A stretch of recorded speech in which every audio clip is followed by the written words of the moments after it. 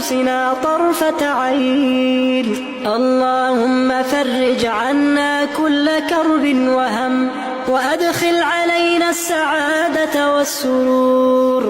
اللهم كن للمسلمين والمستضعفين في كل مكان، فرج همهم ونفس كربهم وتول أمرهم. اللهم فرج هم كل من ضاقت عليه دنياه ودمعت عيناه، وبدل حزنه بفرح